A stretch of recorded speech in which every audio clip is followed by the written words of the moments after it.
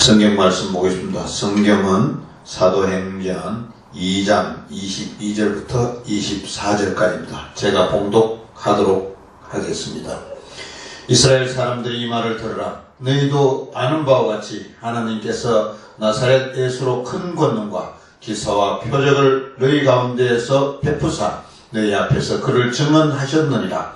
그가 하나님께서 정하신 뜻과 미리 아신 대로 내준 바 되었거늘 너희가 법 없는 자들의 손을 빌려 못 박아 죽였으나 하나님께서 그를 사망과 고통에서 풀어 살리셨으니 이는 그가 사망에 매여 있을 수 없었습니다. 아멘. 오늘은 부활절입니다. 예수님은 3일 만에 부활하셨습니다. 기독교인이라면 꼭 가지고 있어야 할 신앙은 바로 부활신앙인데요. 우리 성도들의 마음속에 분명하게 믿어져야 하고 고백되어져야 합니다. 예수님의 부활은 사람을 변하게 합니다. 예수님의 부활은 인류 역사를 바꾸게 됩니다. 지금 인류 역사는 주님의 십자가와 부활신앙을 중심으로 흘러가고 있습니다. 예수님의 부활하심은 나라의 운명을 바꾸게 됩니다. 오늘 본문은 부활신앙을 담대히 가졌던 제자의 모습들을 보게 합니다. 오늘 이 본문을 중심해서 예수님의 제자들과 사도 바울과 같은 믿음의 사람들이 어떻게 그렇게 확실하게 부활의 증인이 될 수 있었는지를 알아보려고 합니다. 부활의 첫 목격자들이 확실한 부활의 증인이 된 데는 그만한 이유가 있습니다. 첫째는 그들은 예수님이 부활하셨다는 확실한 증거를 가지고 있습니다. 어떤 실증을 가지고 있었습니까? 많은 것 중에 몇 가지만 말씀드리겠습니다. 먼저 예수님의 무덤을 막았던 돌이 굴러간 것으로 부활을 증명할 수 있습니다. 당시 무덤을 막았던 돌의 중량은 2 내주 3톤이었습니다. 돌만 막아놓은 것이 아니라 그 돌에다 로마 황제의 지린까지 찍어 둔 것입니다. 즉 임봉을 해둔 것이죠. 그뿐은 아닙니다. 그 무덤 앞에는 로마 군인이 보초를 써서 칼과 창을 가지고 지키고 있었던 것입니다. 그렇게 사람으로는 결코 무덤에 손을 댈 수가 없는 것이었습니다. 그런데 막달라 마리아가 안식 후 첫날 무덤에 갔을 때 그 돌이 굴러져 있었던 것을 보았습니다. 마태복음 28장 2절에 보면은 큰 지진이 나면 주의 천사가 하늘로서 내려와 돌을 굴러내고 그 위에 앉았는데 합니다. 마가복음 16장 3절에서 4절까지 해서 누가 우리를 위하여 무덤문에서 돌을 굴러주리요 하더니 눈을 들어본 즉 돌이 벌써 굴러졌으니 그 돌이 심히 크더라. 누가복음 24장 2절에는 돌이 무덤에서 굴러 옮겨온 것을 보고 요한복음 20장 1절에는 돌이 무덤에서 옮겨간 것을 보고 무슨 말입니까? 사복음서를 종합하면 사람의 힘으로는 옮길 수 없는 그 자리에 무덤을 막았던 돌을 누군가가 갖다 놓았다는 것입니다. 이것을 로마 군대 지휘관도 보았고 유대 대제사장들도 직접 보았습니다. 그래서 그들은 무덤을 지키던 군인들에게 그들의 법규대로 화형을 징계하지 않고 돈으로 그들의 입을 막을 수밖에 없었던 것입니다. 그것이 무슨 뜻입니까? 예수님의 부활이 확실하고 무덤을 옮긴 분은 천사들이 한 일이 분명하다는 것을 알려주는 것입니다. 또 하나는 베드로가 확인한 수위입니다. 예수님이 돌아갔을 때 장례는 아리마대 부자 요셉에 의해서 처리했습니다. 요셉은 빌라도에 가서 예수님의 시신을 달라고 했습니다. 그리고 예수님의 시신을 수받아서 장례식을 치릅니다.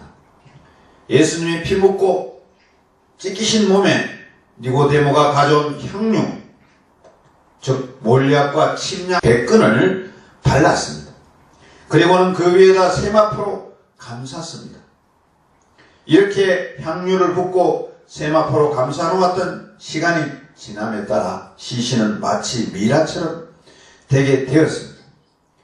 시신과 세마포를 뗄래야 뗄 수 없게 되는 것입니다.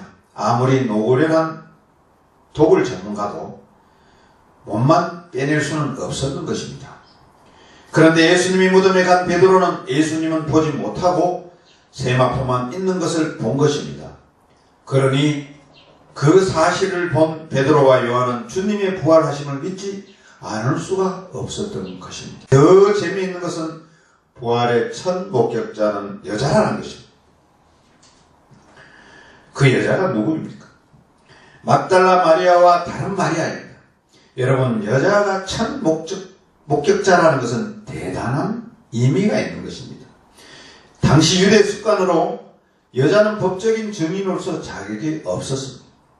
그런데도 불구하고 첫 번째 증인을 여자로 기록해 놓은 것을 보면 그만큼 부활이 사실의 조작 여부가 없는 진실임을 보여주는 것입니다. 자, 이렇게 굴러간 돌과 수위와 부활의 주님을 만난 500여 명 이상의 사람들, 그리고 막달라 마리아로 제자들은 확실하게 부활의 증언이 될 수 있었던 것입니다. 오늘 성도님들도 이런 증거를 보면서 확실하게 믿으시기를 바랍니다. 둘째, 그들의 부활의 증인이 될 수 있었던 또 하나의 확실한 증거는 부활에 대해서 증거하는 하나님의 말씀을 가지고 있었기 때문입니다. 오늘 본문의 내용을 보시면 그것을 쉽게 알 수가 있습니다. 본문은 성령을 받은 베드로가 오순절 예루살렘에 모인 사람들에게 설교하는 내용입니다. 설교 내용은 간단합니다. 지금 우리가 성령 받은 것은 요엘서에 예언된 바대로 받은 것이다. 그리고 너희들이 아무 죄 없는 예수님을 십자가에 죽였다. 그러나 하나님께서는 예수님을 부활시켜 주셨다. 그리고 예수님의 부활은 구약 성경에 예언되어 있다고 하셨습니다. 그러면서 오늘 말씀 이후에 있는 25절에 보면 다윗이 저를 가리켜 가로되 하면서 구약 시편 16편에 있는 다윗이 쓴 시를 인용해서 예수님의 부활을 증명합니다. 이렇게 성경을 가지고 부활의 소식을 확정한 것은 제자들만이 그런 것이 아니라 부활하신 예수님도 말씀을 사용하셨습니다. 누가복음 24장에 보면 부활하신 예수님의 소식을 듣고도 두 제자는 예루살렘을 떠나 엠바오로 이야기하면서 가게 되었습니다. 그 길을 예수님이 함께 걸어갔습니다. 제자들이 예수님의 부활에 대해서 믿지 못할 때 예수님은 이렇게 말씀하셨습니다. 누가복음 24장 25절 이하에 말씀하시기를 미련하고 선지자들이 말한 모든 것을 마음에 더디 믿는 자들이여. 또 26절은 그리스도가 이런 고난을 받고 자기 영광에 들어가야 할 것이 아니냐 하시고 27절 이에 모세와 및 모든 선지자의 글로 시작하여 모든 성경에 선바 자기에 관한 것을 자세히 설명하시리라 하고 있습니다. 부활을 믿지 못하는 두 제자에게 예수님도 말씀을 가지고 증명해 주셨습니다. 여러분, 신앙생활을 하면서 예수님의 부활을 믿기지 않으신 분이 혹시 안 계십니까? 만약 이런 분이 있다면 어떻게 하면 좋을까요? 지금은 예수님 빈 무덤도 볼 수가 없습니다. 지금은 도마처럼 예수님께 십자가에 달리신 상처를 보여달라고 할 수도 없습니다. 지금은 부활하신 주님을 만난 사람들을 직접 만날 수도 없습니다. 어떻게 하면 됩니까? 만약에 그런 증거에도 믿겨지지 않는다면 다른 방법이 없습니다. 성경으로 돌아가야 합니다. 성경을 보고 믿어야 합니다. 시편 16편을 보시든 이사야 53장을 보시든 사복음서를 보시든 부활장인 고린도전서 15장을 보시든 하나님의 말씀을 가지고 확실하게 믿어야 합니다. 그리고 그 말씀을 가지고 부활을 증명할 수 있어야 합니다. 그렇게 되시기를 바랍니다. 셋째, 또 그들이 좋은 부활의 증인이 될 수 있었던 확실한 이유는 부활한 주님이 그들의 마음속에 계셨다는 사실입니다. 오늘 본문에 나오는 베드로를 보십시오. 예수님이 겟세마네 동산에서 잡혔었을 때 베드로는 예수님의 뒤를 멀찍이 따라갔습니다. 그때 여종이 나와서 당신도 그의 제자이지요? 물었습니다. 그때 베드로는 나는 저 사람을 알지 못합니다 라고 하면서 부인했습니다. 그때까지만 해도 그가 예수님의 수제자였지만 예수님은 그의 마음속에 들어오신 부활의 소식을 확정한 것은 제자들만이 그런 것이 아니라 부활하신 예수님도 말씀을 사용하셨습니다. 누가복음 24장에 보면 부활하신 예수님의 소식을 듣고도 두 제자는 예루살렘을 떠나 엠바오로 이야기하면서 가게 되었습니다. 그 길을 예수님이 함께 걸어갔습니다. 제자들이 예수님의 부활에 대해서 믿지 못할 때 예수님은 이렇게 말씀하셨습니다. 누가복음 24장 25절 이하에 말씀하시기를 미련하고 선지자들이 말한 모든 것을 마음에 더디 믿는 자들이여. 또 26절은 그리스도가 이런 고난을 받고 자기 영광에 들어가야 할 것이 아니냐 하시고 27절 이에 모세와 및 모든 선지자의 글로 시작하여 모든 성경에 선바 자기에 관한 것을 자세히 설명하시리라 하고 있습니다. 부활을 믿지 못하는 두 제자에게 예수님도 말씀을 가지고 증명해 주셨습니다. 여러분, 신앙생활을 하면서 예수님의 부활을 믿기지 않으신 분이 혹시 안 계십니까? 만약 이런 분이 있다면 어떻게 하면 좋을까요?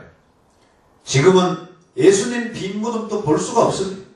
지금은 도마처럼 예수님께 십자가에 달리신 상처를 보여달라고 할 수도 없습니다. 지금은 부활하신 주님을 만난 사람들을 직접 만날 수도 없습니다. 어떻게 하면 됩니까? 만약에 그런 증거에도 믿겨지지 않는다면 다른 방법이 없습니다. 성경으로 돌아가야 합니다. 성경을 보고 믿어야 합니다. 시편 16편을 보시든 이사야 53장을 보시든 사복음서를 보시든 부활장인 고린도전서 15장을 보시든 하나님의 말씀을 가지고 확실하게 믿어야 합니다. 그리고 그 말씀을 가지고 부활을 증명할 수 있어야 합니다. 그렇게 되시기를 바랍니다. 셋째, 또 그들이 좋은 부활의 증인이 될 수 있었던 확실한 이유는 부활한 주님이 그들의 마음속에 계셨다는 사실입니다. 오늘 본문에 나오는 베드로를 보십시오. 예수님이 게세마네 동산에서 잡혀섰을 때 베드로는 예수님의 뒤를 멀찍이 따라갔습니다. 그때 여종이 나와서 당신도 그의 제자이지요? 물었습니다. 그때 베드로는 나는 저 사람을 알지 못합니다 라고 하면서 부인했습니다. 그때까지만 해도 그가 예수님의 수제자였지만 예수님은 그의 마음속에 들어오시지 못했습니다. 그저 외적인 스승일 뿐이었습니다. 그러나 예수님의 부활 승천 후에 예수님의 영인 성령님이 그에게 임재하자 상황이 달라졌습니다. 베드로는 담대하여졌습니다. 하나님의 큰 능력을 소유했습니다. 상황이 변한 것은 하나도 없었지만 매일매일 기쁘게 살게 되었습니다. 입에서 감사와 찬송이 흘러 넘쳤습니다. 무슨 말입니까? 부활한 예수님이 그 속에 들어오시자 그들의 내면에 변화가 일어난 것입니다. 그것은 예수님의 제자들만 그런 것이 아닙니다. 예수님을 핍박했던 사울도 다메섹으로 가는 길에서 부활하신 예수님을 만나자 완전히 다른 사람으로 변했던 것입니다. 오늘 우리들도 그렇습니다. 부활하신 주님을 만난 사람들은 내면의 변화가 일어나게 되어 있습니다. 매일매일 기쁘게 됩니다. 감사가 매일매일 우러나옵니다. 찬송이 넘칩니다. 기도하고 싶은 마음이 간절합니다. 예배하고 싶습니다. 또 전도하고 싶습니다. 내 심령 속에 부활하신 예수님을 모셔졌기 때문입니다. 사랑하는 성도 여러분, 부활하신 예수님은 오늘 이 시간, 이 자리에 우리와 함께 계시는 줄 믿습니다. 그렇기에 부활주일은 어떤 기념 행사로 생각하셔서는 안 됩니다. 이제 부활의 주님을 우리가 분명히 확정하고 우리를 통해서 사도들과 같은 참 부활의 증인의 삶을 살아가는 저와 여러분들이 되시기를 바랍니다. 우리 모두가 되시기를 축원합니다. 고마우신 아버지 하나님, 오늘 부활이라는 제목으로 말씀을 전했습니다. 예수님이 3일 만에 살아나셔서 부활하셨습니다. 우리는 그분의 부활을 믿고 하나님을 따르는 귀한 성도들이 되어야 됩니다. 오늘 이 말씀을 전하는, 이 말씀을 듣는 모든 분들에게 은혜와 사랑이 넘치는 부활 주일이 되시기를 바랍니다. 이 모든 말씀을 예수님 이름 받도록 기도드리옵나이다. 아멘.